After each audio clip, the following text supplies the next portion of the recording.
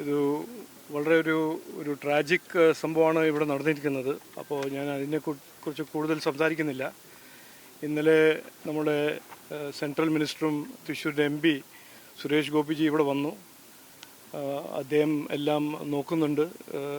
State ഗവൺമെൻറ്റിൻ്റെ ഒപ്പം എന്താണ് അവർ പരിശോധിക്കുന്നതും അവരുടെ ഇൻവെസ്റ്റിഗേഷൻ നടക്കട്ടെ. പക്ഷേ ഞാനിവിടെ ഇന്ന് വന്നിരിക്കുന്നത് പാർട്ടീൻ്റെ ഒപ്പം ഇവിടുത്തെ ഈ ട്രാജഡിയിൽ പെട്ട വിക്ടിംസിനെ സഹായിക്കാൻ പാർട്ടി 100% ഉണ്ടാവും. പ്രധാനമന്ത്രി നരേന്ദ്രമോദിജി പ്രഖ്യാപിച്ച റിലീഫ് ഫണ്ട് അതെല്ലാം കൃത്യമായി എല്ലാ കുടുംബത്തിനും എത്തിപ്പിക്കണം എന്ന് പറയാനാണ് ഞാൻ ഇന്ന് ഇവിടെ എത്തിയിരിക്കുന്നത്. പാർട്ടി സഹായിക്കുന്നുണ്ട്, ഇനിയും സഹായിക്കും എന്ന് മാത്രമേ ഇന്ന് പറയാനുള്ളൂ. കൂടുതൽ ഞാൻ ഇതിനെക്കുറിച്ചൊന്നും പറയുന്നില്ല. ഇത് അന്വേഷണം നടക്കട്ടെ. എന്തായിരുന്നു ഇതിൻ്റെ പിന്നിൽ കാരണങ്ങൾ.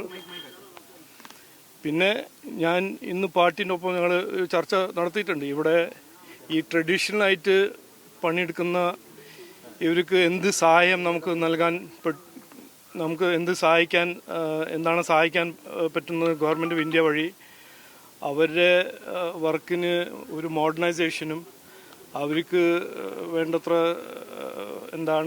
എക്വിപ്മെൻറ്റും സേഫ്റ്റീൻ്റെ എക്വിപ്മെൻറ്റും കൊടുക്കാൻ എന്തെങ്കിലും സാധിക്കുമോ എന്ന് ഒരു ചർച്ച തുടങ്ങുന്നുണ്ട്. അത് സംസ്ഥാന ഗവൺമെൻറ്റാണ് ചെയ്യേണ്ടത്, ഒന്നും ചെയ്യുന്നില്ല. അപ്പോൾ ഗവൺമെൻറ് ഓഫ് ഇന്ത്യ വഴി എന്തെങ്കിലും ചെയ്യാൻ സാധിക്കുമോ എന്ന് ഞങ്ങൾ അതിൻ്റെ ഒരു ചർച്ച നടക്കാൻ തുടങ്ങിയിട്ടുണ്ട്. അതിന് ഞങ്ങൾ എന്തെങ്കിലും ചെയ്യും എന്ന് എനിക്ക് ഉറപ്പുണ്ട്.